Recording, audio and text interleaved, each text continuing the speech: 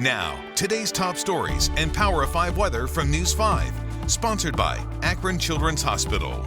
Good evening. Now here's a look at today's top stories. A postal worker is facing charges tonight accused of stealing more than $4,000 from our mail. Investigators say 26-year-old Sashana Estelle was working as a mail processing associate. She took a cashier's check worth nearly $4,000, 8 gift cards, an iPad, a smartwatch, clothes, THC edibles, and cash.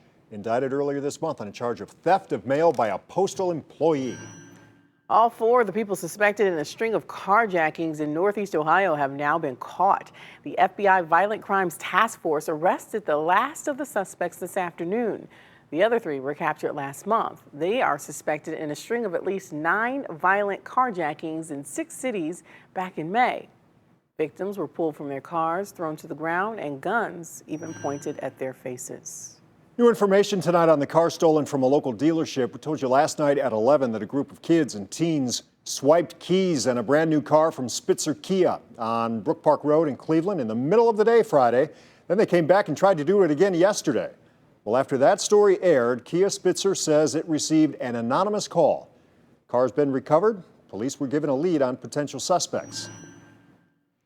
Ohio Task Force 1 has been activated to deploy to the deadly building collapse in Surfside, Florida. That task force will be assisting in the search and rescue efforts, and so far 16 people are confirmed dead, 147 people still unaccounted for. Now officials are calling for a grand jury investigation into this collapse. President Biden and the First Lady are preparing to travel to Surfside Thursday. Toxic algae blooms in Lake Erie, they are expected to be smaller than average for the second year in a row. The latest algae bloom forecast from the National Oceanic and Atmospheric Administration says this year's bloom is likely to measure a 3 on a scale of 10. Last year's bloom also measured 3. Algae blooms caused by fertilizer runoff into Lake Erie that can be deadly. People and pets.